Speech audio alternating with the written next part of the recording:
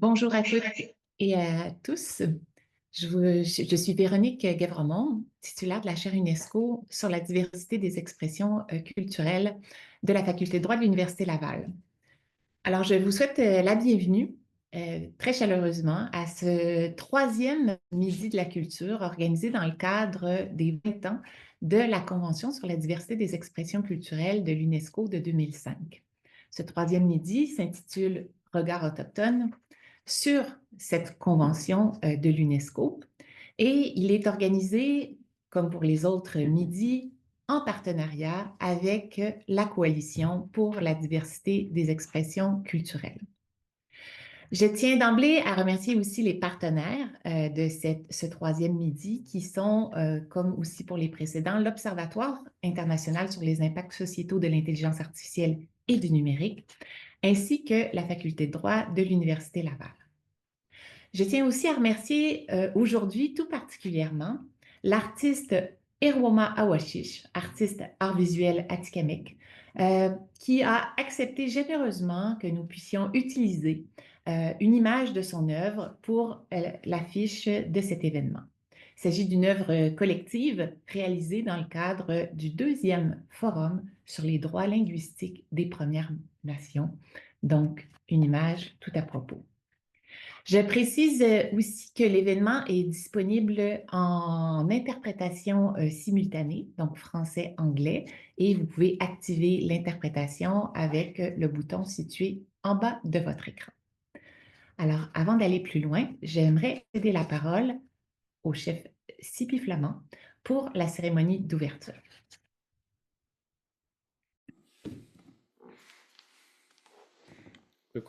Bonjour tout le monde. En guise d'ouverture de cette présentation, de cette midi-conférence, je vais faire une invocation pour remercier nos ancêtres de nous avoir légué, laissé tout cet héritage sacré que nous voulons vous partager aujourd'hui. Miwet kediden jamando muromando ibe nadumuyaku hanutska waska biak muti neurumuina ka spiat mak ka ndortamak wartagji miro armoganuk no danamnak nidaskinak kegji rubrik kaji aim hiduak ni hitaduak ke skina kaji waska bidik odemironik rakunigeonik kjaumigemaunik kekskina dutskionik omigot. Merci. Merci à vous, chef Flamand. Alors, nous pouvons dès à présent rentrer dans le vif du sujet et à la demande de nos panélistes que je vous présenterai dans quelques instants, j'ai accepté de vous livrer peut-être quelques réflexions sur cet instrument dont nous allons discuter aujourd'hui.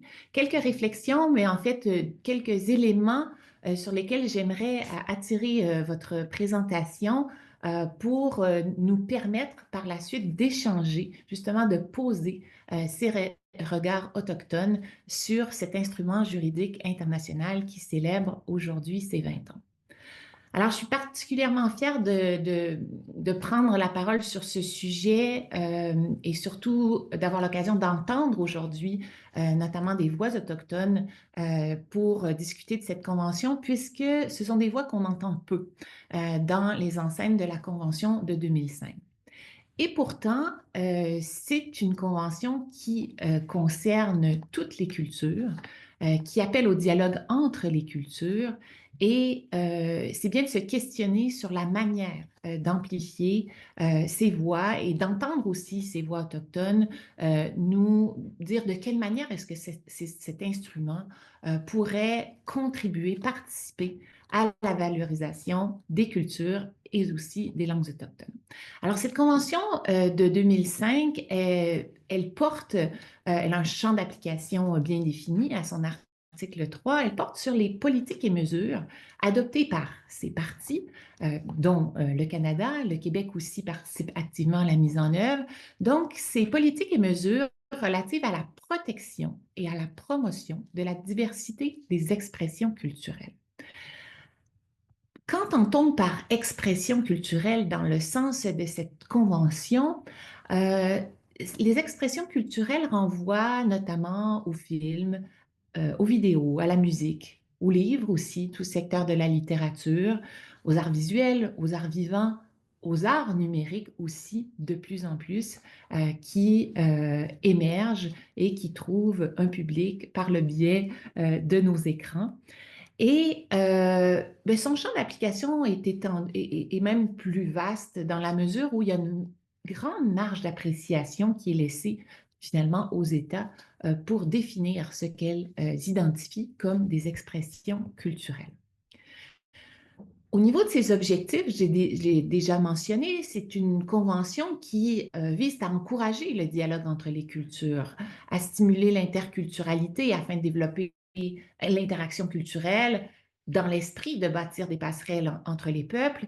Et donc, elle vise à promouvoir le respect de la diversité des expressions culturelles, mais aussi à faire prendre conscience de la valeur de cette diversité au niveau local, nationale et aussi internationale, puisque la Convention met en place un important mécanisme de coopération et de solidarité internationale.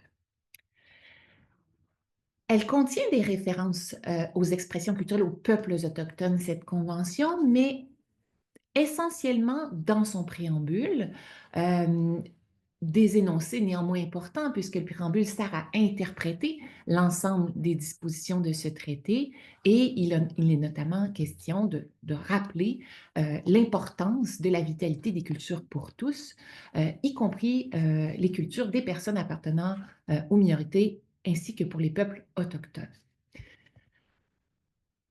Au-delà du préambule, il y a une autre référence explicite aux peuples autochtones. J'y reviens dans quelques instants, mais je vais pas préciser par ailleurs que ce qu'on entend par politique et mesures devant servir à protéger et promouvoir la diversité des expressions culturelles.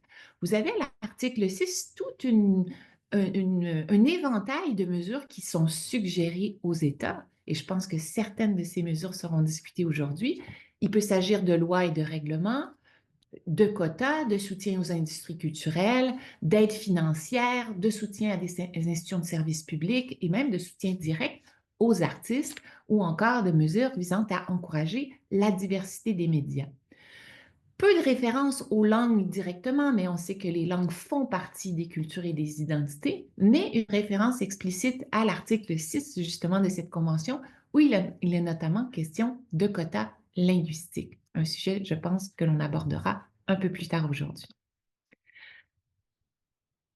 On doit accorder une attention particulière à cet article que vous avez à l'écran. Je ne vais pas le lire en entier, mais il est question ici des mesures que les partis doivent adopter. Donc, on parle d'une obligation ici en matière de promotion des expressions culturelles.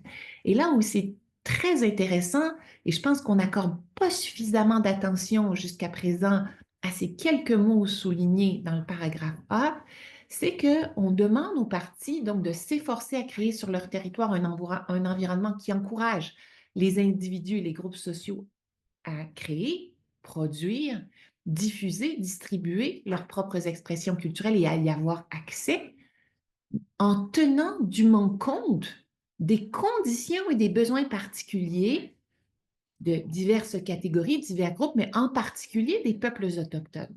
Et ça, je serais très heureuse d'entendre les panélistes échanger sur cette notion de conditions et besoins particuliers. On retrouve aussi à l'article 8 une disposition également qui suscite peu d'attention jusqu'à présent, où il est question d'expressions culturelles soumises à un risque d'extinction, une menace grave ou qui nécessiterait de quelque façon une sauvegarde urgente. Nous pourrons peut-être revenir aussi sur cet aspect dans le cadre de notre conversation. Et deux dernières dispositions sur lesquelles je souhaite attirer votre attention aujourd'hui, notamment cet article 13 qui est très important, qui sert de plaidoyer pour que la culture soit reconnue comme une dimension fondamentale du développement durable. Et moi, pour moi, cette disposition, c'est un appel, c'est une reconnaissance du fait que la culture ne peut pas être protégée uniquement par le biais de politiques culturelles. Elle doit être protégée par le biais des politiques dans tous les secteurs, à tous les niveaux. Et je pense qu'on peut étendre ce constat aussi aux langues. On ne protège pas les langues uniquement par le biais de politiques linguistiques ou culturelles. Il y a tout un autre ensemble de mesures qui doit être déployé. Et enfin, évidemment, je ne peux passer sous silence cet article 11 qui parle de la participation de la société civile. C'est une reconnaissance très importante pour un instrument juridique international de dire, pour des États, la société civile a un rôle fondamental dans la protection et la promotion de la diversité des expressions culturelles et les États doivent encourager sa participation. Encore une fois, ici, il faut souligner que bien que les organisations de la société civile soient très présentes et très actives dans les enseignes de la Convention, encore au niveau national, pour promouvoir ce traité, les voix autochtones demeurent à ce jour peu entendues. Je souligne enfin qu'aujourd'hui, cette convention doit être mise en œuvre dans l'environnement numérique. Des directives ont été adoptées en 2017 pour guider les États dans la protection et la promotion de la diversité des expressions culturelles en ligne. Et nous retrouvons dans ce texte de 2017 plusieurs références aux expressions culturelles locales ou encore à la diversité linguistique, des sujets, encore une fois, qui nous intéresseront aujourd'hui. Alors, cette convention, oui, elle porte sur les expressions culturelles, mais bien entendu, elle se rattache aux cultures, à la diversité culturelle, ainsi qu'aux langues et à la diversité linguistique. On y trouve, je pense, déjà de nombreux échos. Elle est nommée d'ailleurs de manière explicite, cette convention, dans la Déclaration sur les droits des Premières Nations aux langues ancestrales, dont nous parlerons dans quelques instants. Alors voilà, la table est mise, le lien est fait entre ces deux instruments qui font l'objet de nos conversations. Et sans plus tarder, je vous présente notre première panéliste. Alors, il s'agit de Sarah Cléry. Bienvenue, Sarah, directrice du Comité régional des langues ancestrales et artiste et traditionnaliste Innu de la communauté de Nastoyache, pardon. Sarah travaille à la résurgence du savoir-être et savoir-faire en contexte Première Nation. Elle dirige le comité régional sur les langues ancestrales qui a pour objectif de mobiliser et d'informer les 43 communautés du Québec et Labrador en matière de langue ancestrale. Sarah, la parole est à vous. Oui, Kasnouitchek, Salaklerin Tachnikachin, comme Véronique vient de le dire. Véronique, tu as tout bien résumé. Pourquoi qu'on est ici, là? Pour nous donner la parole, pour justement prendre la juste mesure aussi de tout ce que cette convention porte. Et je dois dire en toute humilité, quand j'ai commencé à m'intéresser à cette convention, j'ai vu tout le potentiel qu'elle a pour défendre nos droits linguistiques, nos droits culturels et pour parler de nous.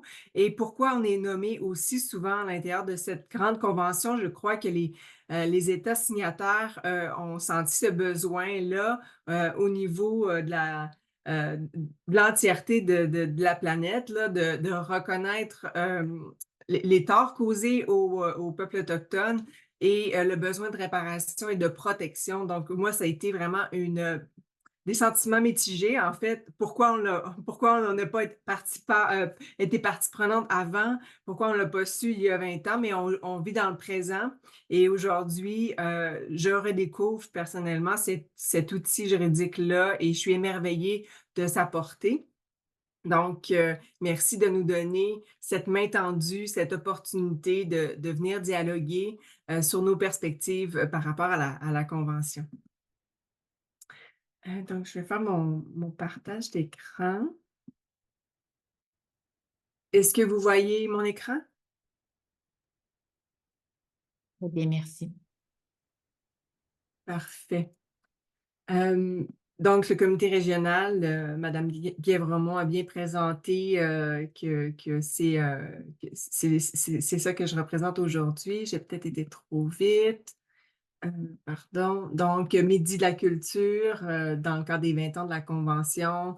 Ça fait quelques années, là, depuis 2023, que je suis à la direction du Comité régional des langues ancestrales, qui a été créé par la PNQL en 2020. Excusez-nous, Sarah, je vous interromps parce qu'il nous manque le plein écran. On voit vos diapos, mais avec Les La prochaine suivantes, diapo. faudrait juste le mettre en mode plein écran. Peut-être arrêter le partage et Oui, redémarrer. parfait. Merci.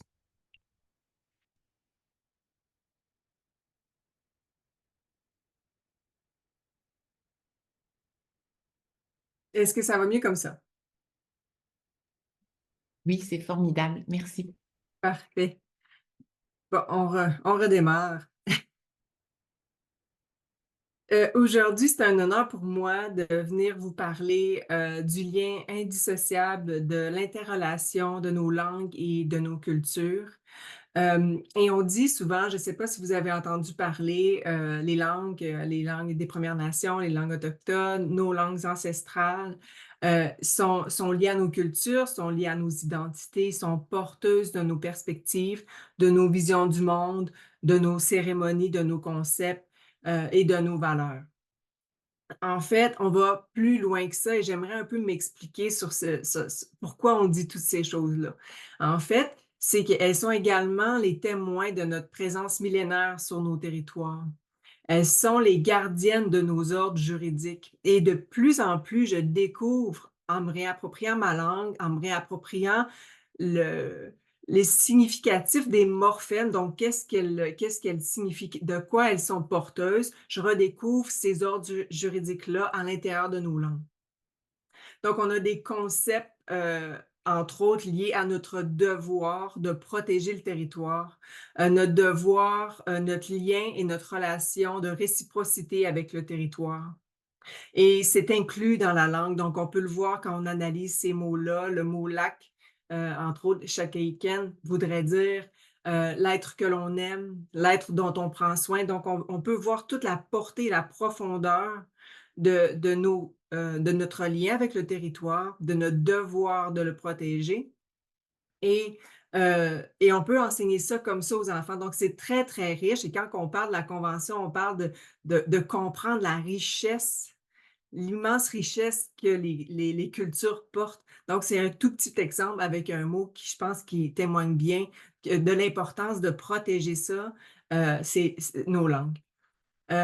Également, je pense que cette richesse millénaire-là, de plus en plus, on donne une voix aux peuples autochtones parce qu'on comprend qu'ils avaient ce lien-là avec le territoire. Entre autres, dans nos savoirs traditionnels, on avait des manières de faire qui étaient millénaires, qui étaient en harmonie avec le territoire et le concept du brûlage traditionnel en est un.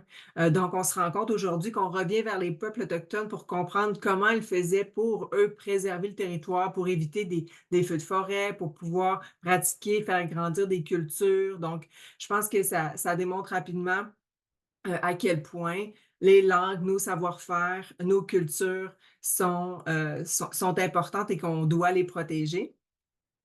Ensuite, ce qui est important de comprendre, c'est comment nos langues sont des vecteurs importants et puissants de guérison. Donc, vous comprenez, je pense que j'ai pas besoin d'expliquer qu'il y a une grande brisure au niveau de cette transmission-là avec les politiques d'assimilation et les pensionnats et que là, aujourd'hui, on a besoin de cette reconnexion avec cette vision que l'on a de notre culture et tout le pouvoir qu'elle a au niveau de notre identité quand on est nourri dans sa langue, quand on est nourri dans sa culture.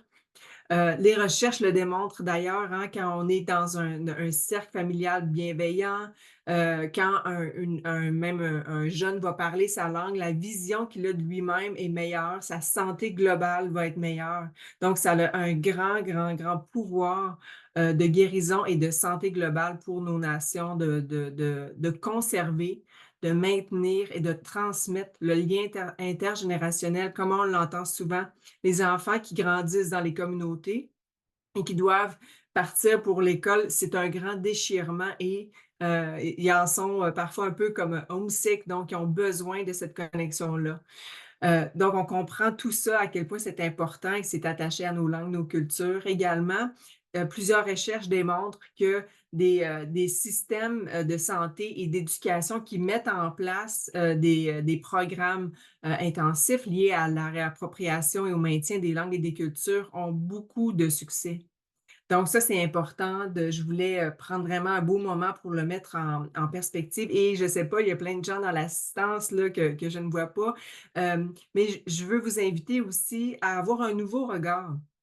On est porteur de biais, on est porteur de nos jugements, on a grandi dans une société qui nous envoie des codes et des messages. Aujourd'hui, ce qu'on entend beaucoup, c'est une langue commune, le français, mais essayez de regarder dans la richesse de ces langues, de ces cultures-là, un héritage qui est important pour le mieux vivre ensemble, mais aussi qui a quelque chose à apporter et on doit davantage, mettre en place une société, où on parle d'interculturalité.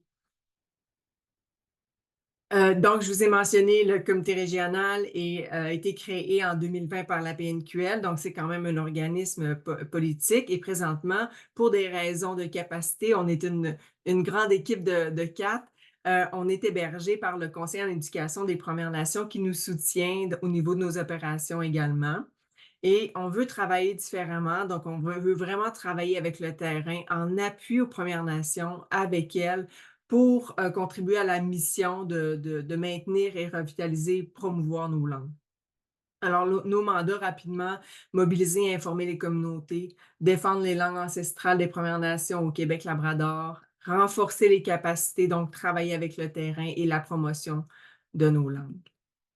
Je vous parle brièvement de notre logo parce qu'il est tellement porteur de sens de ce que je viens de vous mentionner. Donc, le caribou, hein, qui est cet emblème partagé au cœur à la fois des Premières Nations, mais des Québécois également, et qui est menacé, comme nos langues, donc, et qui représente également une vision holistique. Donc, toute notre vision attachée à notre spiritualité est présente dans les enseignements que l'on a avec le caribou. On a des petites flèches en haut également qui représentent notre regard vers le futur, les enfants, les 7 prochaines générations, mais également vers le passé, tout le legs et l'importance de perpétuer nos traditions qui nous ont été léguées par nos ancêtres et de comprendre aussi qu'on est ce que nos ancêtres nous ont transmis et ce qu'on va transmettre aujourd'hui, l'importance de bien euh, de savoir que ce qu'on va transmettre aux prochaines générations va avoir également une importance qui est vraiment importante.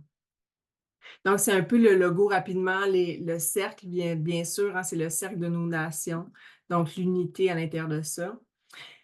Pour parler un peu de la convention de 2005, pour nous, je l'ai mentionné, ça a été une surprise, en fait, de voir qu'on parlait de nous, mais qu'on n'entendait pas beaucoup parler. Donc, une grande méconnaissance de la convention en contexte autochtone. Et à partir de, je pense, d'aujourd'hui et de cet éveil à la convention, je crois qu'elle fera probablement beaucoup plus partie de nos discussions et de nos outils lorsqu'on fera des représentations.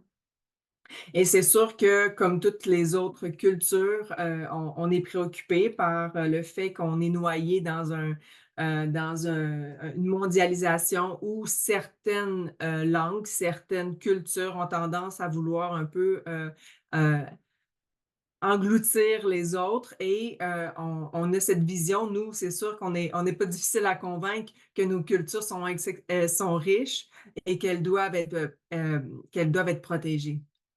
J'ai parlé un peu tout à l'heure de l'importance des savoirs traditionnels, les systèmes de connaissances, qu'on pense seulement à la médecine aussi. Mais l'espace où ce qui est, je crois, qui est important, c'est nous permettre, à travers des mécanismes de réconciliation, de laisser les Premières Nations y aller également à leur rythme. Nous aussi, on a été beaucoup dépouillés, on nous a beaucoup pris et parfois, chez certains groupes, on n'a pas envie de parler de notre médecine. On nous a beaucoup pris et c'est important de respecter le rythme des Premières Nations aussi à redonner dans cette ère du numérique où on veut que tout soit accessible rapidement. Chez les Premières Nations, on a un autre rythme. Et il y a des enseignements qui sont sacrés, il y a des enseignements qui doivent être transmis selon un protocole, selon une manière.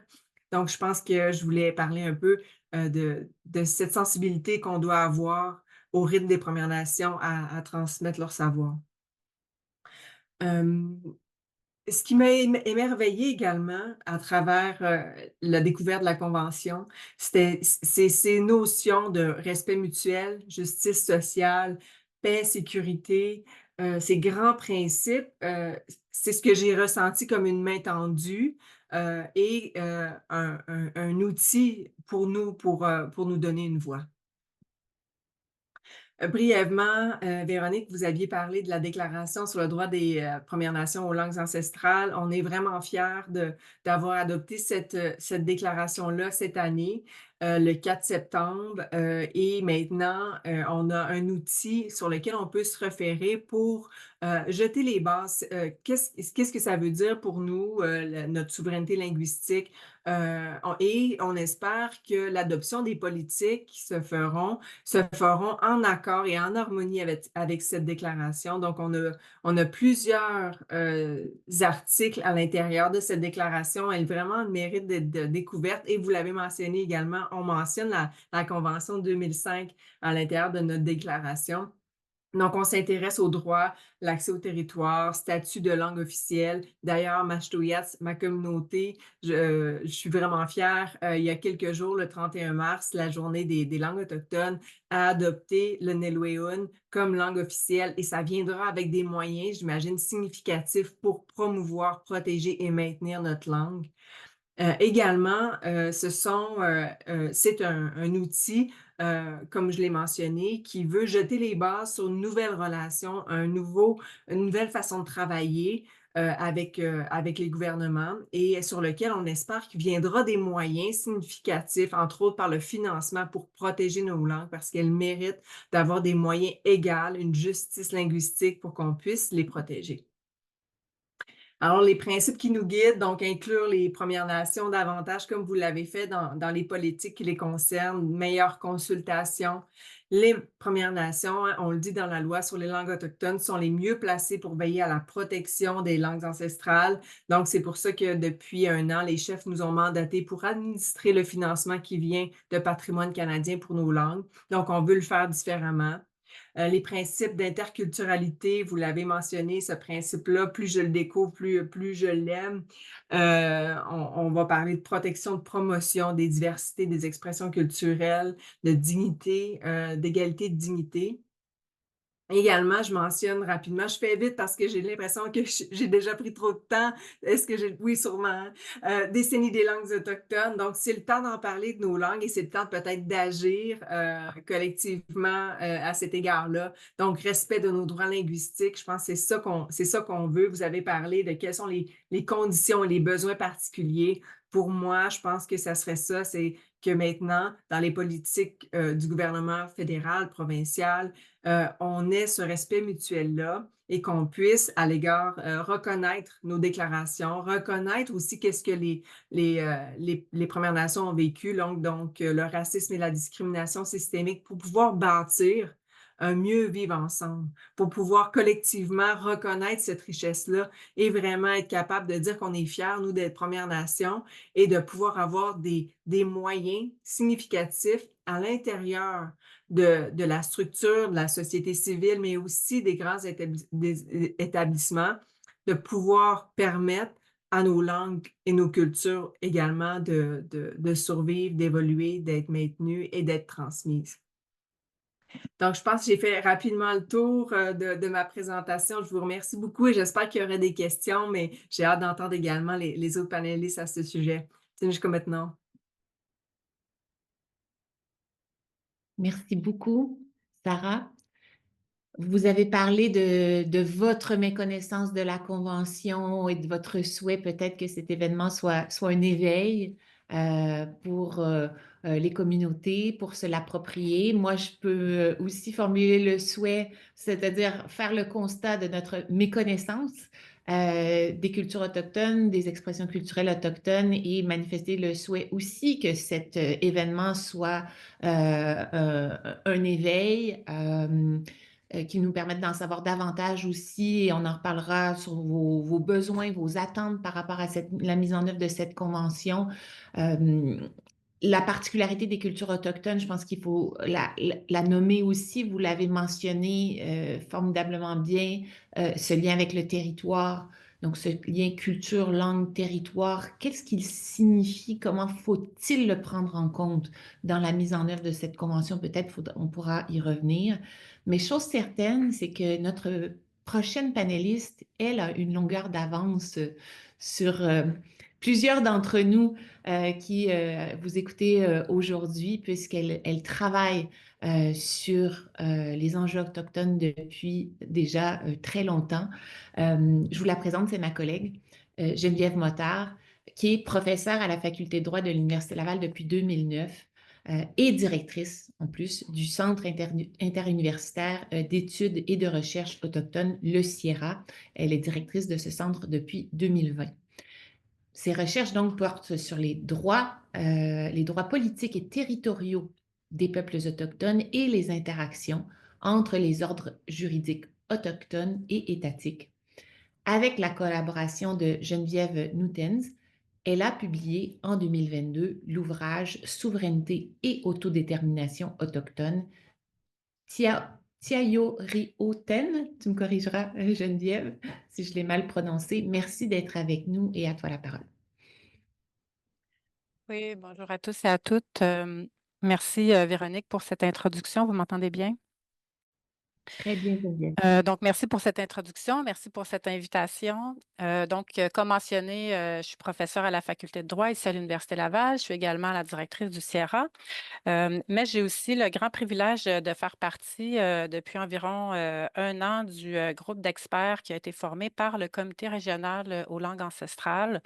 Je souhaitais profiter de l'occasion pour remercier Sarah et le chef flamand de me faire confiance et de me permettre de travailler avec eux là, sur leurs projets qui sont tout à fait stimulants, intéressants et qui permettent aussi, bien entendu, là, de mettre en œuvre les grands instruments, notamment de droit internationaux dont on parle aujourd'hui. Euh, ma communication d'aujourd'hui, là, je vais prendre une petite seconde pour faire mon partage d'écran également. Mais vous allez voir que je veux surtout insister sur la Déclaration des Nations unies sur les droits des peuples autochtones comme soutien, en fait, à la Déclaration aux langues ancestrales dont vient de parler Sarah. Donc, je m'arrête une petite seconde pour faire mon partage d'écran.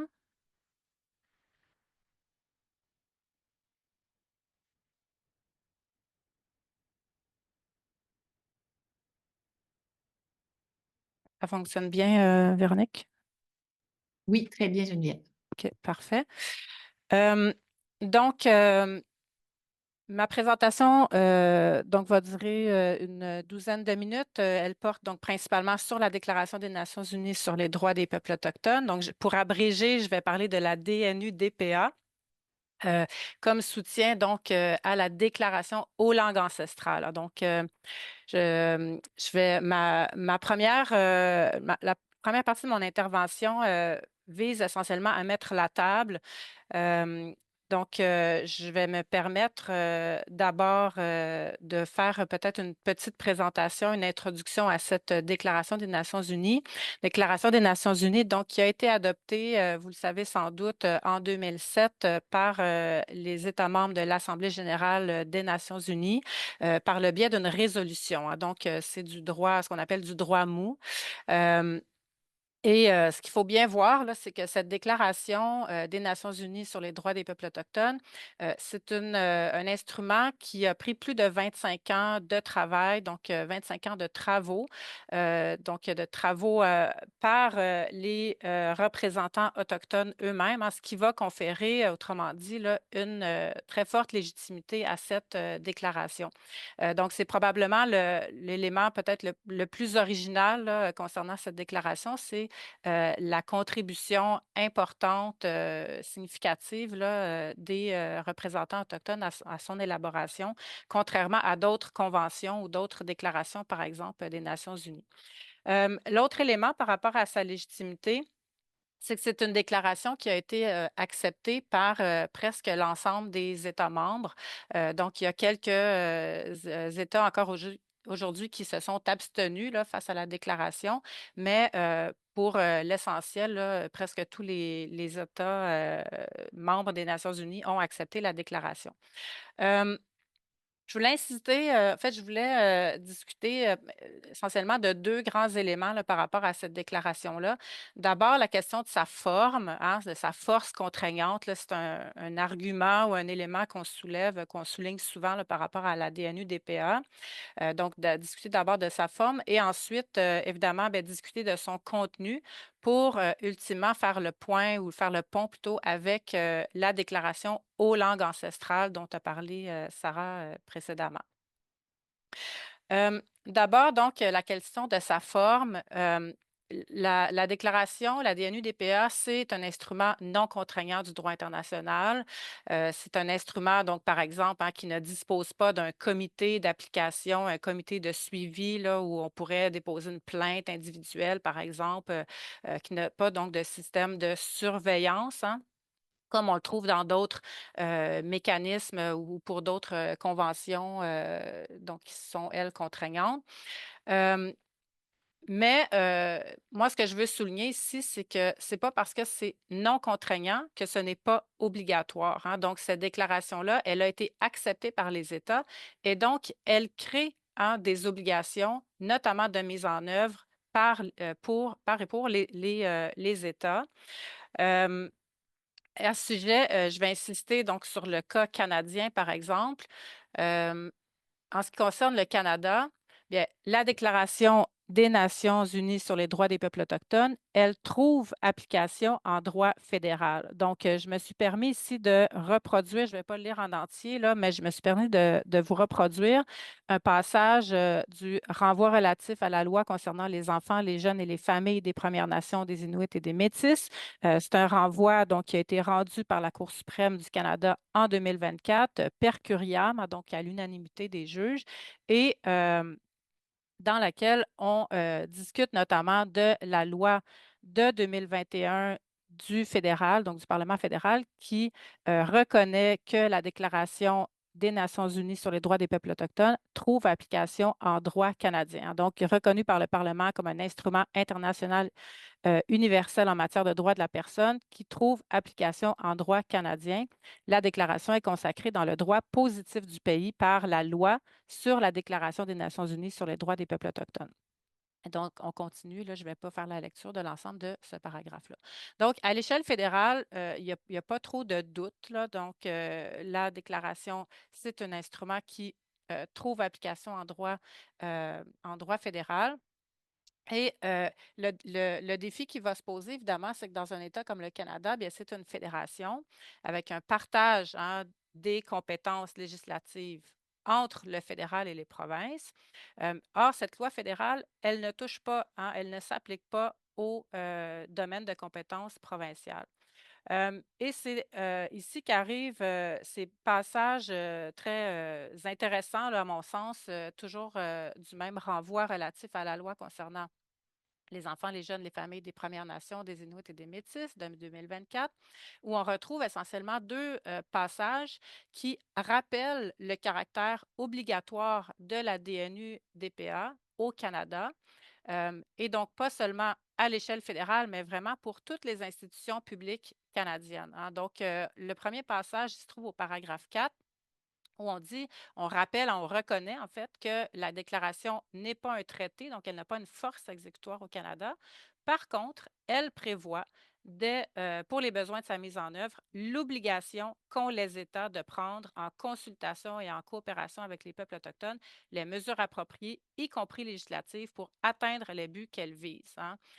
Autrement dit, la déclaration, même si elle n'est pas mise en œuvre par une loi à l'échelle, disons, du Québec, elle crée quand même des obligations pour les institutions publiques québécoises, par exemple, pour nommer celle-là.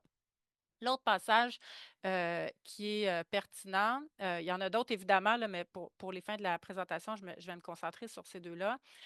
C'est celui qu'on trouve au paragraphe 7 et où la Cour mentionne l'intérêt de 3 niveaux de normes pour mettre en œuvre la Déclaration des Nations unies sur les droits des peuples autochtones.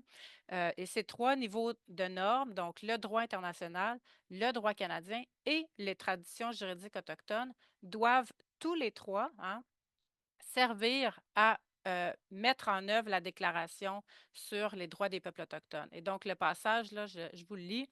La Cour dit, la métaphore du tressage de ces 3 types de normes, international canadien et tradition juridique autochtone, a été utilement proposée pour expliquer la façon dont on devrait procéder à la mise en œuvre de la Déclaration au Canada afin de déterminer, en se fondant sur le droit international en guise d'orientation, comment le droit de l'État et le droit autochtone, donc tradition juridique autochtone, peuvent s'imbriquer afin de créer une tresse unique et solide, ou un droit unique bien défini. Donc, les 3 types de normes, autrement dit, ont leur pertinence pour comprendre quels sont, par exemple, les droits linguistiques des peuples autochtones.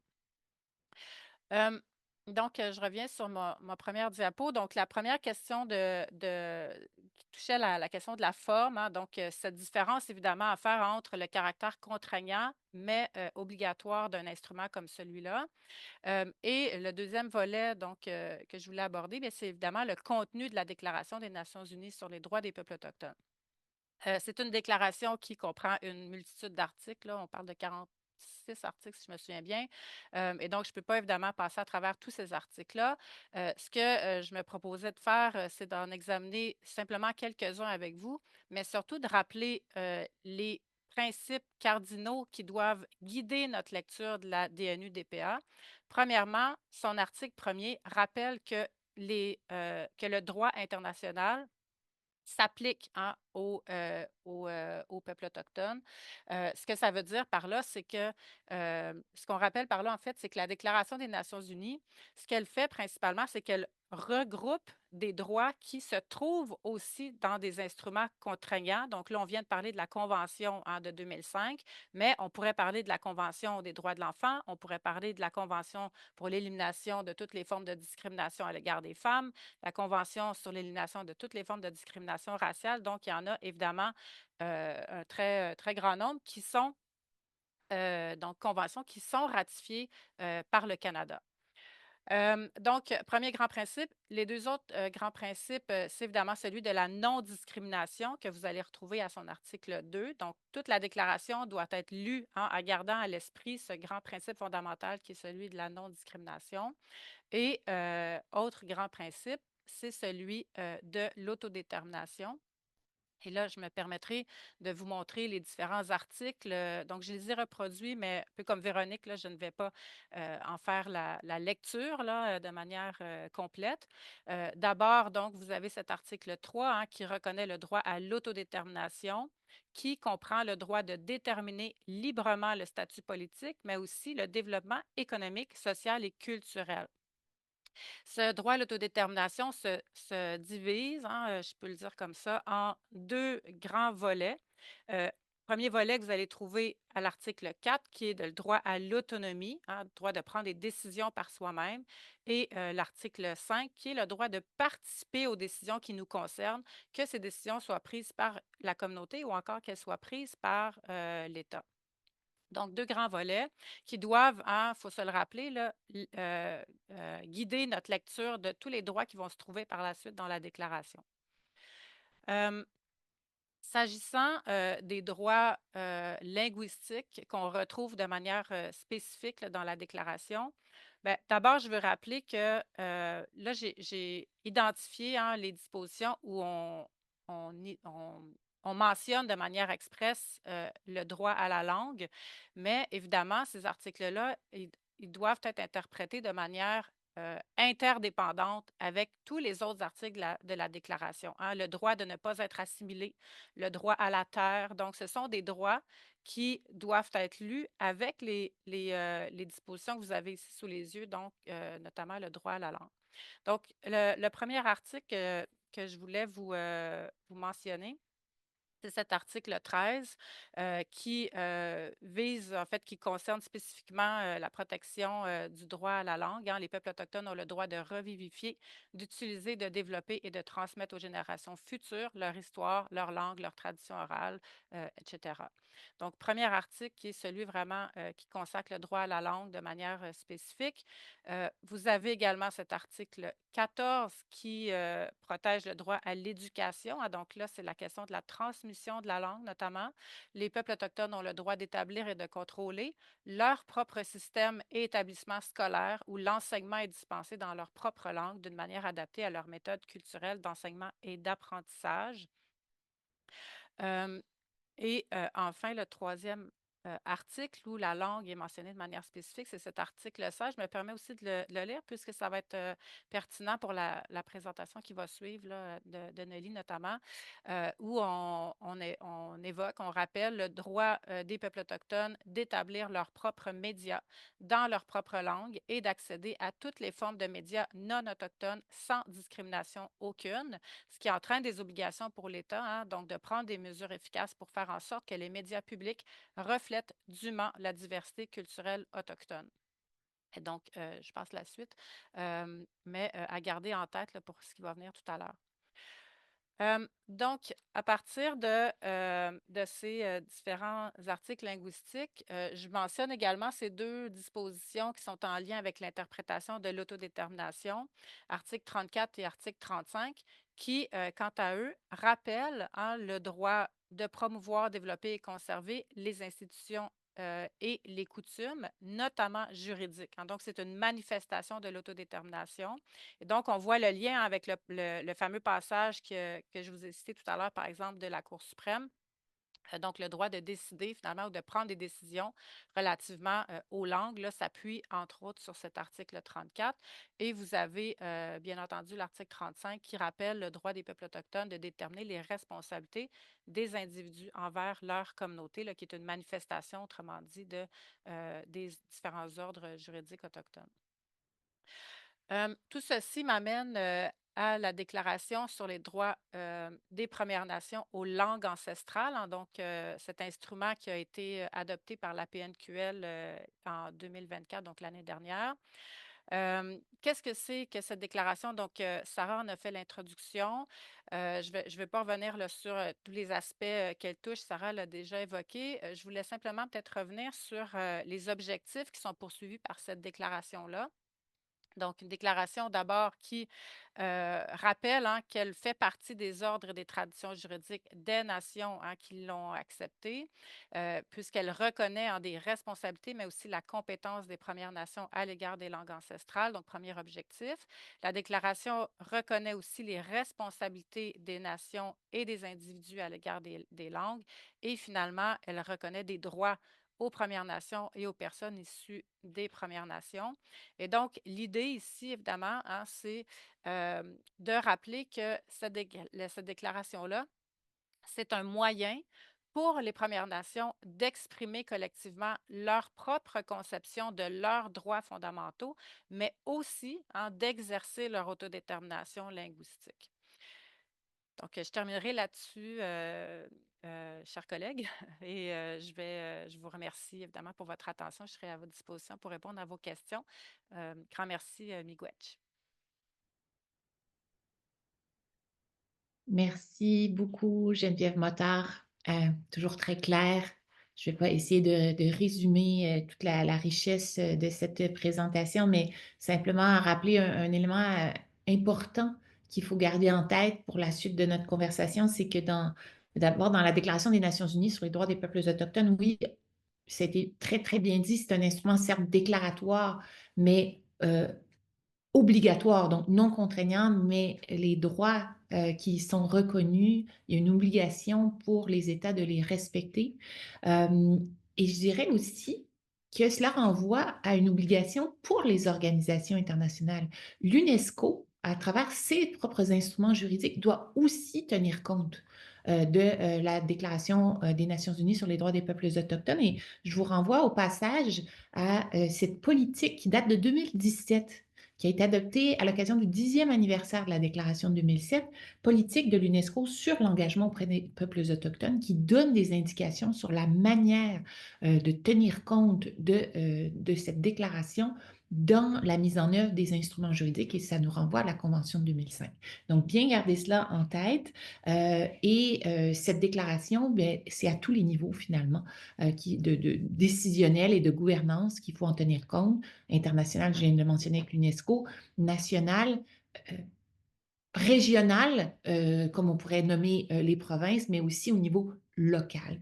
Et je pense qu'on a l'intervenant tout désigné pour nous ramener donc à la mise en œuvre, à l'importance de ces droits sur les territoires pour faire respecter les droits des communautés autochtones, puisque, mais vous l'avez déjà entendu, mais notre prochain intervenant, c'est chef Sipi Flamand que je vous présente maintenant.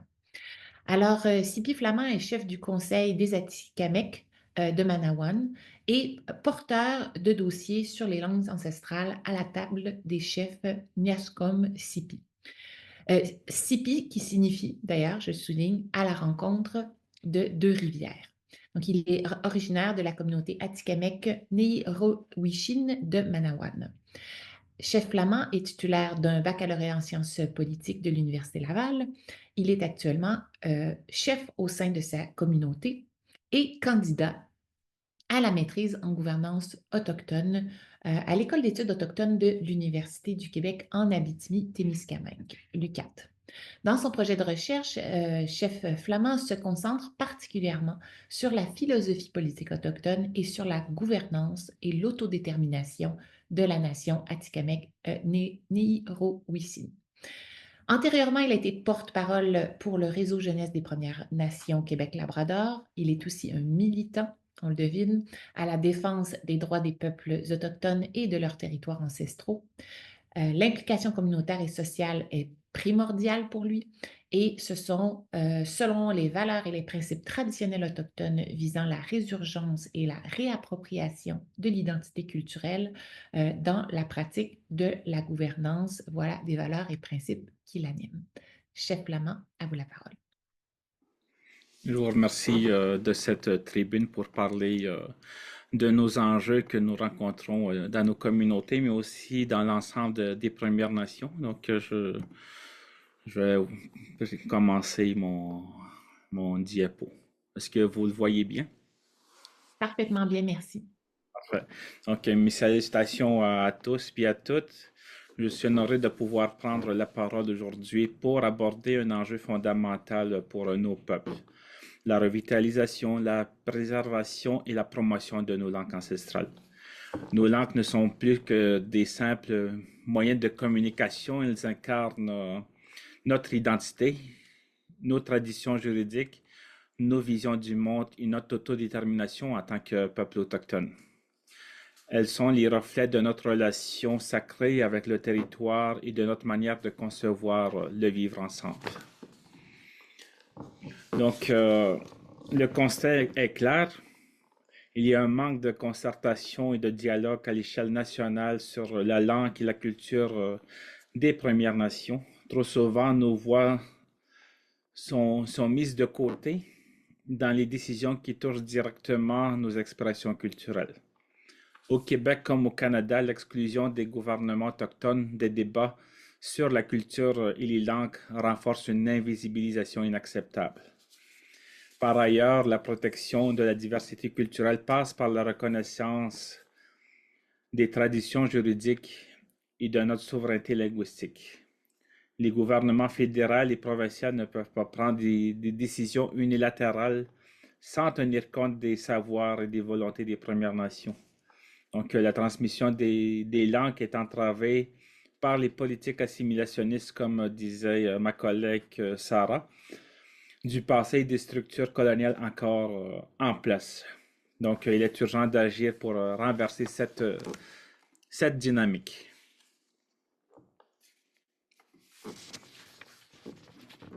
Donc, je passe un peu plus vite dans les diapos.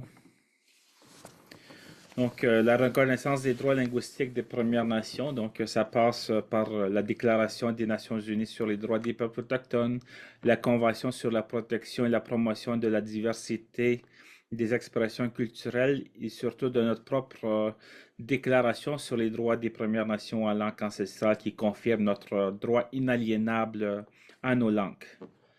Donc, nous devons affirmer et surtout exercer ces droits à travers des institutions et des politiques qui reflètent nos réalités et nos aspirations. Nos langues sont des droits inhérents, des droits sacrés qui nous ont été transmises par nos ancêtres et qui doivent être protégées par les institutions autochtones elles-mêmes. Donc, chaque nation développe ces institutions-là pour s'assurer de la protection et surtout de la promotion de nos langues et de nos droits puis de nos philosophies politiques. Donc, ces institutions-là sont à la fois des droits individuels et collectifs et elles font partie de nos droits ancestraux reconnus par la Constitution canadienne. Leur réappropriation et leur transmission ne peuvent dépendre uniquement des programmes gouvernementaux, mais doivent être portés par nos propres structures politiques et culturelles.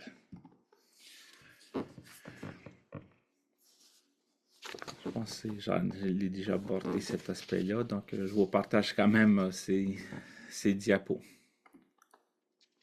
même au niveau culturel. Donc, la diffusion culturelle, médiatique et artistique comme moteur de valorisation des langues ancestrales.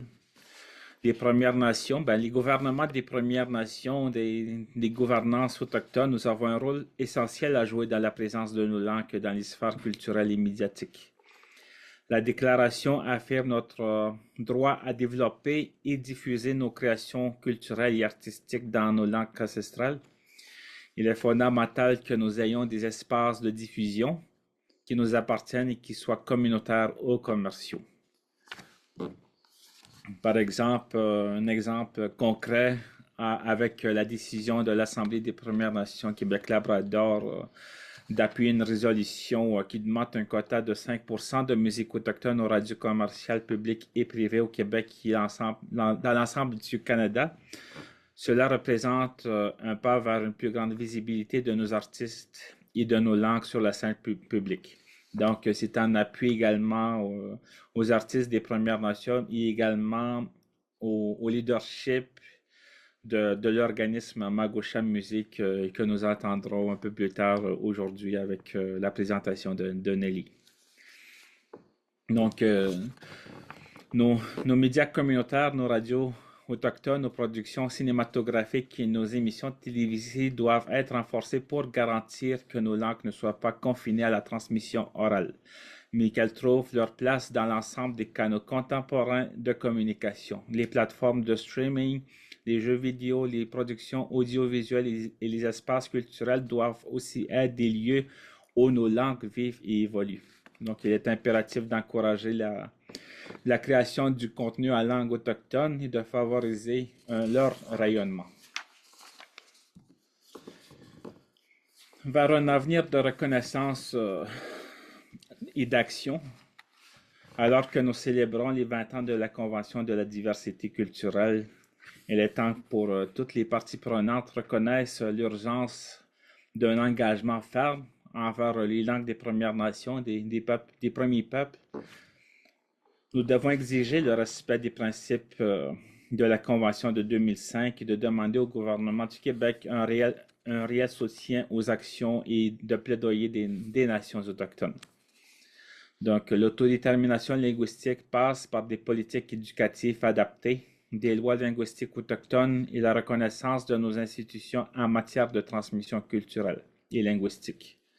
Nous devons exiger des engagements concrets du gouvernement, mais aussi agir nous-mêmes en renforçant nos initiatives communautaires et en soutenant les jeunes qui s'engagent dans la revitalisation linguistique. En conclusion, nos langues sont le cœur battant de nos cultures. Elles sont la voix de nos ancêtres et le fondement de notre avenir. Il est de notre devoir collectif de les protéger, de les promouvoir. Donc, cela passe par une reconnaissance politique, une action législative, une mise en valeur dans les espaces culturels et médiatiques.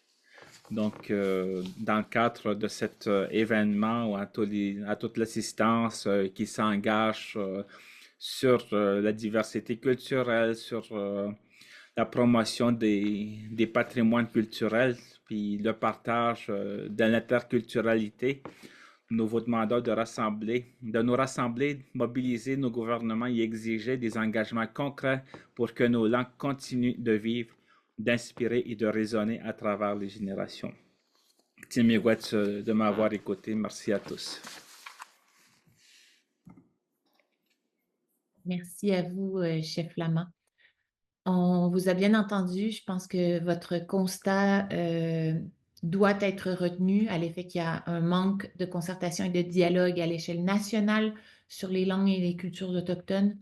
Je pense qu'il est bon aussi de rappeler, comme vous l'avez dit, que la Déclaration sur les langues ancestrales reconnaît ce droit inaliénable aux langues autochtones, qui est le vôtre.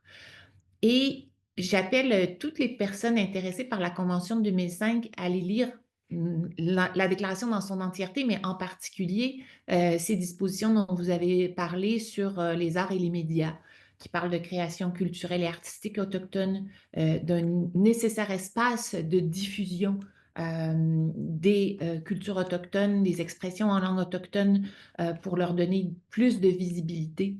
Et je pense que ces propos que vous avez tenus sur ce sujet, ben, c'est une bonne façon de faire le lien avec ce que nous entendrons de la part de Nelly Jourdain, notre prochaine panéliste que je souhaite maintenant vous présenter.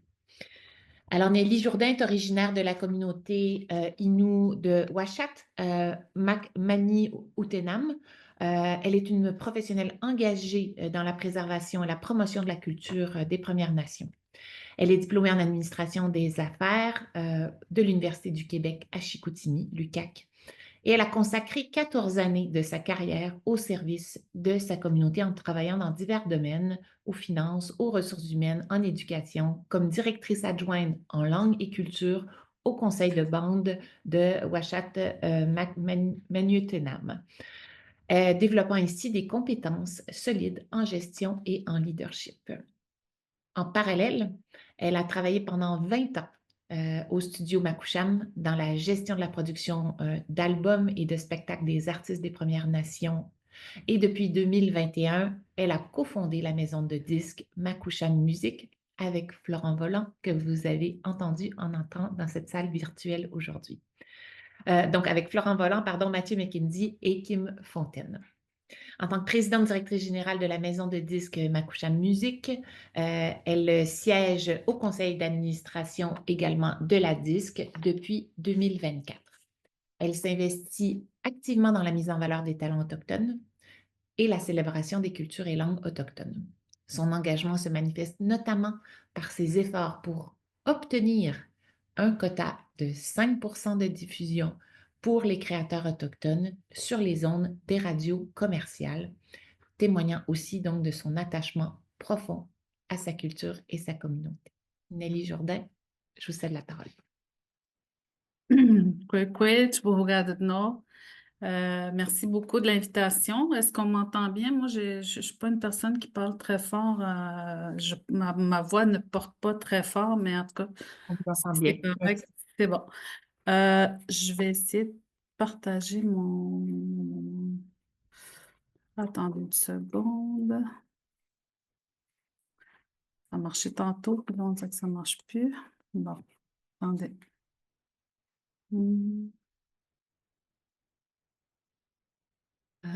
C'est tout ça.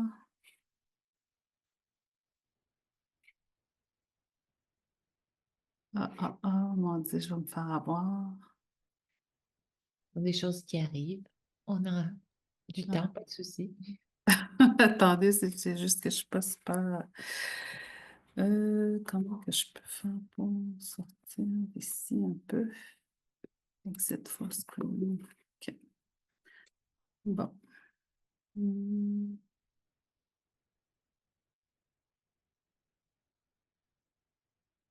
OK. Molly, souhaitez-vous qu'on la partage de notre côté? OK. Non, c'est bon, je l'ai. Je crois que je l'ai. Voilà. Est-ce que vous l'avez? Elle arrive. Juste un petit... Oui, formidable. Bon. Merci. OK. Là, par exemple, est-ce que je vais être en full écran? On la voit parfaitement bien. OK, parfait. Un écran. Merci. Bon.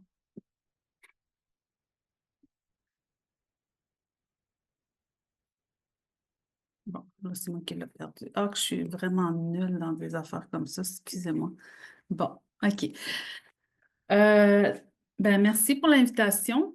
Moi, c'est Nelly Jourdain, je suis présidente directrice générale de Makoucham Music. une maison de disques qu'on a cofondée avec Florent Volant, Mathieu McKenzie, Kim Fontaine.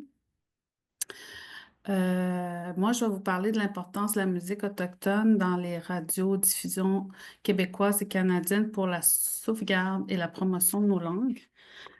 D'abord, Makusham Music, c'est une maison de disques qui est vraiment située sur la communauté, qui est gérée à 100% par des Inuits de Uashat Malutanan. Mais nous, on a beaucoup de collaborateurs non autochtones, on a beaucoup de partenaires, des musiciens qui travaillent avec nous de partout. Puis notre parcours, ben, comme vous le savez, comme dans la présentation, on a un studio d'enregistrement qui appartient à Florent Volant et Mathieu McKenzie. Euh, Puis nous, on produisait des albums, on faisait on faisait déjà du booking d'artistes, on s'occupait de la gérance. Et puis, depuis quelques années, ben, on a décidé d'y aller un peu plus loin pour faire découvrir et faire rayonner ces artistes-là beaucoup plus loin que dans les communautés autochtones. Fait que moi puis mon mari, Mathieu McKenzie, on a décidé de laisser nos emplois respectifs pour se mettre à 100% dans ce projet-là qui nous tient vraiment à cœur, qui est de celle de faire rayonner nos langues et nos cultures partout.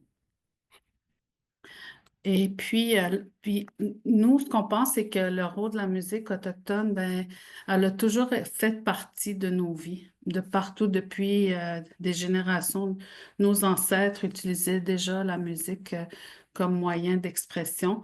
Puis, aujourd'hui, maintenant, c'est vraiment un vecteur essentiel aussi pour notre identité et ça permet aussi de faire vivre nos histoires, ce qu'on vit, nos réalités.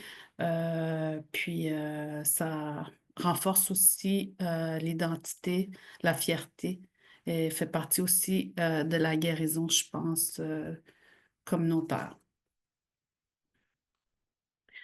Euh, Comme je disais, bon, l'historique, pour parler du quota du 5%, c'est que on peut se souvenir que il y a plus de 30 ans déjà, en 1990, il y avait le groupe Cashton qui était dans une ascension vraiment très, très populaire.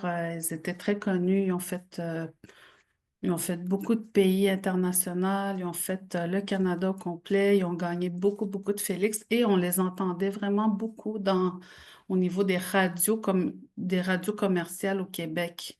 C'était très naturel et les Québécois s'en rappellent encore parce que moi, à chaque fois que je rencontre des gens, le monde me dit: Ah, Cashtan, j'écoutais ça quand j'étais jeune, je me souviens, je chantais, puis. Mais est arrivée la crise d'Oka en 1990 et après la crise d'Oka, ben, les chansons du groupe Cashin ont été retirées des ondes des radios commerciales. Et depuis, on n'en a jamais vraiment, euh, c'est jamais vraiment revenu. Euh, Même que actuellement, là, la musique des artistes autochtones est vraiment quasi inexistante. La Disque, ils ont fait une étude qui dit que 0,1% de musique autochtone dans les radios commerciales actuellement. Euh, donc, pour nous, tu sais, pour nous, on s'est dit comment qu'on peut faire rayonner nos langues, comment qu'on peut faire rayonner ces artistes-là si on les entend pas à la radio commerciale, si on les entend pas à la télé, si on n'entend pas leur voix, puis comment qu'on peut essayer aussi de vendre des spectacles pour eux si les gens les connaissent pas, si les gens les entendent pas. De là est venu justement, il y avait comme le CRTC qui était en train de faire un remodelage de ces règlements. Et puis nous, on a décidé de créer un mémoire, de déposer un mémoire au CRTC, puis de demander un quota de 5 Euh, le quota de 5 je vais passer des choses moi aussi. Euh, le quota de 5 c'est pas juste, tu sais, nous, on se dit souvent que euh, c'est pas juste pour les artistes. Tu sais, c'est pas une histoire de oui, oui, il y a ça. C'est sûr qu'il y a ça. Tu sais, les artistes doivent vivre de leur art, doivent avoir des redevances, doivent vendre des billets de spectacle. Mais c'est au-delà de ça. C'est encore plus grand que ça. Et je crois que c'est dans la promotion de nos langues et de nos cultures qu'on doit faire rayonner partout pour un mieux vivre ensemble, une découverte, avoir envie de découvrir l'autre, avoir envie d'entendre son histoire, tu sais. Puis les artistes, c'est des ambassadeurs de nos langues et de nos cultures. Et je crois qu'ils travaillent à aider aussi au rapprochement des peuples, car nous, on fait beaucoup, beaucoup de projets d'enregistrement ou des projets de collaboration avec des non-autochtones. Puis la rencontre, elle est tout le temps merveilleuse. La rencontre, elle est là et il y a une sensibilité qui se crée et qui se fait, qui fait que je crois que petit par petit, ben, les gens sont de plus en plus sensibles à, à, à, à notre histoire, tu sais. Puis nous, les artistes autochtones, on doit prendre la place qu'on mérite, je dirais, tu sais. Et on a beaucoup de rattrapage à faire.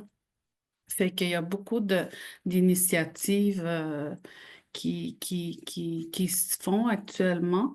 Mais moi, ce que je remarque, c'est aussi que il y a il y a beaucoup d'éducation à faire, beaucoup d'éducation sur nos peuples. Tu sais, on va se le dire, nous, mettons, on fait des spectacles à Montréal, puis les gens sont souvent ne connaissent pas vraiment nos histoires, puis tu sais, ils entendent parler que les Autochtones, tu sais, revendiquent des choses, mais ils ne comprennent pas vraiment notre histoire, tu sais. Fait que je pense qu'il y a beaucoup d'éducation à faire. Puis nous, on le fait par le biais de la musique. Parce que la musique, c'est rassembleur. La musique, ça crée des ponts. C'est un outil extraordinaire pour se rapprocher, je dirais. Puis en même temps, la musique, c'est quelque chose aussi de très... euh, euh, c'est très valorisant. T'as une fierté de pouvoir chanter et parler dans ta langue, tu sais. Puis c'est ce qu'on essaie de transmettre pour les jeunes qui, actuellement, on le sait, il y a un grand danger au niveau des langues autochtones chez les jeunes. C'est comme partout, c'est l'anglais qui prend toute la place et le français. Donc, nous, on essaye par la musique de pouvoir avoir une influence auprès des jeunes pour se réapproprier leur langue, puis on croit que c'est un bon outil. Donc là, j'avais parlé de la démarche de Macoucham auprès du CRTC. Euh, on a fait, euh, on a fait trois, euh, trois consultations. On a participé à trois consultations au niveau du CRTC. Des sujets le premier sujet, c'était l'élaboration d'un cadre réglementaire modernisé concernant les contributions pour soutenir le contenu canadien autochtone. On a déposé un mémoire le 11 juillet. On est allé à Gatineau le 27 novembre pour faire un plaidoyer. Puis ça, c'était un petit peu pour les fonds. Les fonds que nous, on disait qu'il n'existe pas assez de fonds pour contribuer au contenu autochtone. Puis la création du fonds devait être obligatoire pour les radiodiffuseurs. Puis, on a encore parlé de l'importance du quota de 5 de musique autochtone à la radio commerciale lors de cette audience-là. Après, il y a un autre sujet qui était l'élaboration conjointe d'une politique en matière de radiodiffusion. On a déposé un deuxième mémoire le 22 juillet. Puis, nous, on ne lâche pas. On veut vraiment que le quota puisse rentrer puisse bien rentrer dans les oreilles et vraiment on tient mordicus à ce que ça puisse se faire. Puis, on a parlé de la création d'une base de données de contenu autochtone, puis du soutien aussi pour la création de contenu autochtone. Actuellement, tu sais, actuellement, les radios ne sont pas obligées de mettre des musiques autochtones, sauf que il y a certaines radios qui nous ont contactés puis qui nous ont dit ben nous, on aimerait ça, tu sais, on aimerait ça vous encourager, puis on aimerait ça passer des musiques autochtones, mais on ne le sait pas, on ne sait pas c'est où qu'on prend ça. Fait que de là, l'importance de créer une base de données qui pourrait être accessible à tous les radiodiffuseurs. Puis ça, c'est quand même un gros travail parce que là, on parle canadien, Québec et Canada, fait que recenser toutes les musiques, ça peut quand même être un long travail, mais il faut quand même qu'on passe par là. Puis nous, ce qu'on pense, c'est que les quotas, c'est c'est une représentation équitable. Tu sais, c'est de donner de la place aux artistes autochtones dans tous les médias canadiens, puis ça aide aussi les artistes à pouvoir vivre de leur art. Puis aussi, ça favorise la transmission des langues, des traditions autochtones à travers la musique au Québec. Puis je pense que ça encourage, comme je disais tout à l'heure, les jeunes des Premières Nations à se réapproprier leur langue maternelle parce que la musique, ben, c'est un bon moyen d'atteindre tous les publics. Puis, en même temps, je crois que ça fait partie également du processus de réconciliation culturelle et de la guérison de nos peuples, je crois que si on réussit à avoir un quota puis que les chansons des artistes autochtones puissent être entendues dans les radios commerciales, ben, ça va amener une très grande fierté pour nos peuples d'entendre leurs artistes partout ici au Québec et au Canada. Fait que je pense que ça va être très positif. Ensuite, il y a beaucoup d'initiatives pour promouvoir la musique autochtone. Nous, on travaille beaucoup avec on travaille avec ceux qui ont envie de travailler avec nous, en fait, on aime beaucoup faire des collaborations avec des artistes autochtones et non autochtones ou des associations comme Le Refrain qu'on a monté conjointement un projet qui s'appelle Écouter pour la diffusion euh, des arts autochtones. Après ça, je dirais, ben, il y a beaucoup de recommandations pour augmenter la diffusion. Euh, Fait que je les nommerai pas tous, mais je pense que augmenter le financement des artistes autochtones pour la production musicale et tourner les campagnes promotionnelles, ça c'est vraiment important de notre côté. Créer des résidences artistiques pour le développement des nouveaux talents, puis la professionnalisation aussi des artistes qui est vraiment importante. Puis encourager la collaboration entre artistes autochtones et non autochtones pour accroître la visibilité. Il y a beaucoup d'autres choses qu'on peut faire. Obtenir l'appui des gouvernements, des institutions culturelles pour appuyer le quota de 5 la PNQL nous a appuyé là-dessus. Là, nous, on a fait la demande pour un appui aussi de la part de l'APN. C'est ça. Puis veiller à ce que les engagements du CRTC soient respectés lorsque parce que je suis très positive de penser que ça va, ça va pouvoir se faire. Puis nous, en dernier, ce qu'on veut dire, c'est que la musique, c'est comme un outil de dialogue, c'est une vision pour la réconciliation à travers la musique autochtone. C'est nous, on a fait beaucoup de démarches de collaboration avec des artistes non autochtones et autochtones. Puis c'est vraiment le fun, ça construit des ponts. Puis on s'aide mutuellement, je pense. On a des choses à apprendre de eux, mais eux aussi ont beaucoup à apprendre des artistes autochtones. Fait que c'est pas mal cela. Maintenant. Merci beaucoup, Nelly Jourdain, pour cette présentation. À travers cet exemple de la revendication pour le quota de musique, vous faites parfaitement le lien, en fait, entre les aspirations des communautés autochtones en ce qui concerne le respect de leurs droits aux langues, à leur culture, cette aspiration en termes de revalorisation aussi, de visibilité qui permet, en fait, c'est uniquement à travers cette visibilité qu'il y aura véritablement un dialogue interculturel. Donc, et c'est une mesure parfaitement alignée avec le contenu de la Convention. On en a parlé tout à l'heure, dans les politiques que les États sont appelés à prendre, il y a notamment ces idées de quotas linguistiques. Et voilà une belle manière de mettre en œuvre la Convention au profit des expressions culturelles autochtones. J'aurais plein de questions et là, je me dis, nous avons 90 minutes aujourd'hui.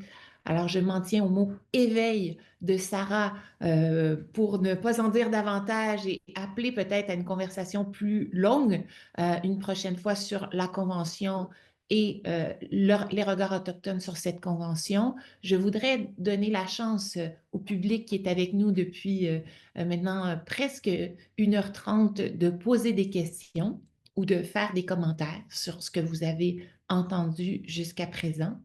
Et peut-être en attente de manifestations de la part du public, j'aurais envie de céder la parole à Marie-Julie Desrochers, directrice générale de la Coalition pour la diversité des expressions culturelles, notre partenaire aujourd'hui, qui, je pense, aimerait vous poser une première question. À toi la parole, Marie-Julie. Merci beaucoup, Véronique, Koué, à tous les panélistes et merci pour vos présentations vraiment extrêmement riches. Je suis vraiment heureuse qu'on soit aujourd'hui arrivé à cet événement-là.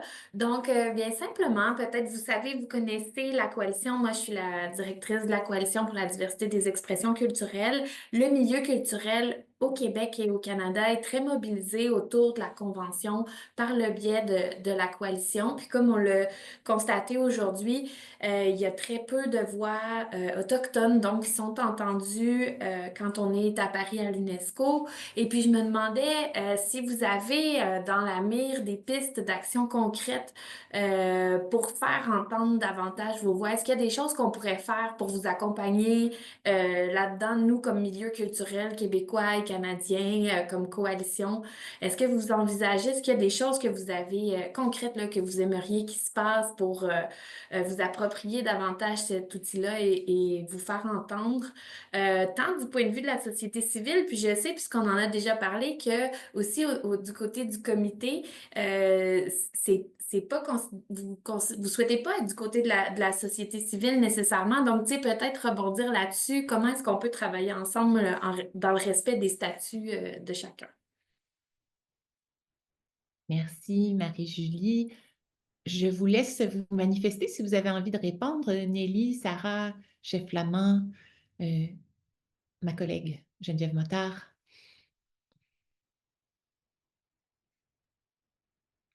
Je ne Sarah. sais pas si chef voulait peut-être compléter.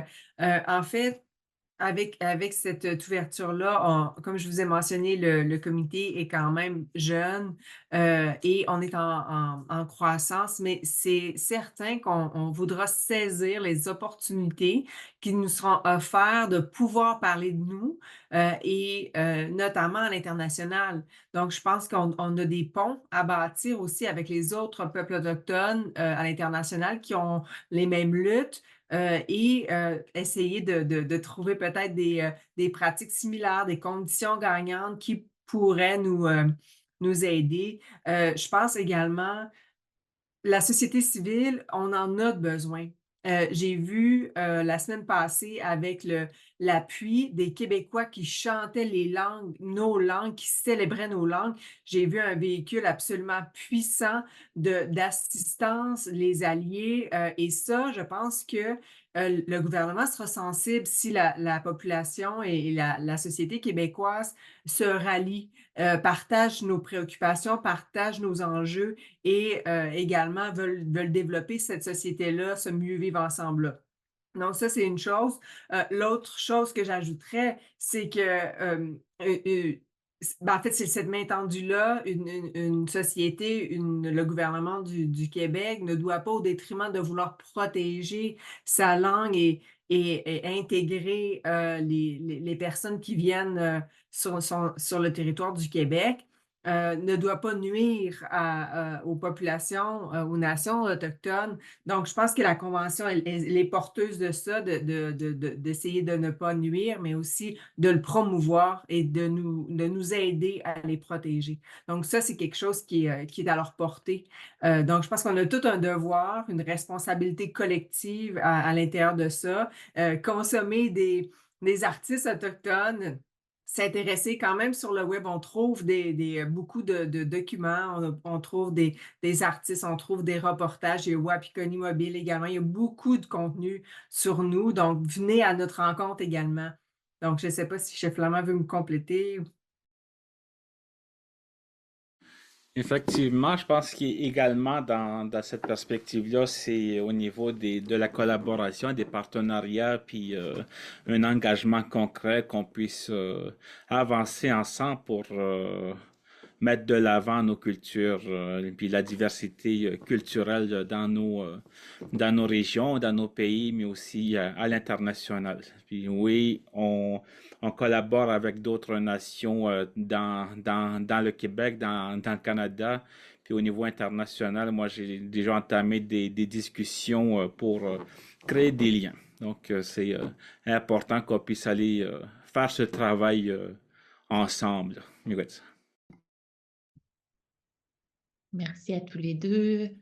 Je ne vois pas pour l'instant d'autres questions dans la conversation. Le temps est déjà, nous sommes presque arrivés à la fin de nos 90 minutes prévues pour cet événement, mais je voudrais peut-être quand même, moi, vous parler, vous inviter à commenter un autre sujet qui est celui des technologies numériques. Nous travaillons beaucoup ici à la chaire UNESCO sur la diversité des expressions culturelles, sur la mise en œuvre de cette convention dans l'environnement numérique, notamment avec des industries culturelles, les artistes, des professionnels de la culture, qui ne cessent de répéter que le numérique est à la fois porteur d'opportunités, peut réellement apporter des bénéfices pour le domaine de la création, mais c'est aussi facteur de risque à plusieurs égards. Et j'aimerais vous entendre sur le sujet. Est-ce que vous y voyez aussi cette double dimension en ce qui concerne le numérique, d'opportunités, mais aussi de risques? Et quels seraient des risques particuliers peut-être ou opportunités particulières pour les cultures et les langues autochtones? Bien, premièrement, tu sais, les cultures autochtones sont de tradition orale, puis le fait que les aînés nous demandent de transmettre ces connaissances-là, ces savoirs-là, ces philosophies-là dans nos langues ancestrales, de la manière ancestrale, c'est important. Mais il y a également une volonté pour diffuser, transmettre ces connaissances-là à la prochaine génération, notamment par des courts-métrages, notamment au niveau de la musique, des œuvres d'art également. Ce sont des moyens pour qu'on puisse aller démontrer notre présence également dans la société en général.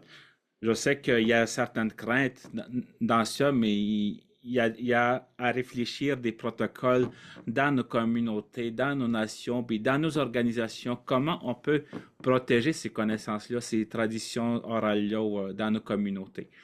Puis aussi s'assurer que pour pouvoir avancer dans la diversité interculturelle, c'est également le partage, mais dans le partage, ça équivaut également le respect mutuel, la reconnaissance de nos droits. Miigwetsi. Merci, chef Flamand.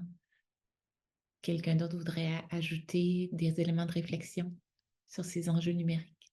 Nelly? Moi, je dirais, Monsieur Chef Flamand a totalement raison, tu sais. Il y a beaucoup de choses qu'on doit comme garder quand même dans nos communautés, qu'on transmet culturellement, mais en même temps, il faut s'adapter à ce qui s'en vient, à ce qui est maintenant, et puis à la réalité de nos jeunes aussi, tu sais, qui consomment beaucoup le numérique, le vidéo. Et puis, je pense que c'est par ces moyens d'adaptation-là qu'on va pouvoir aider aussi nos jeunes à pouvoir se réapproprier leur langue parce qu'on doit créer des intérêts pour eux.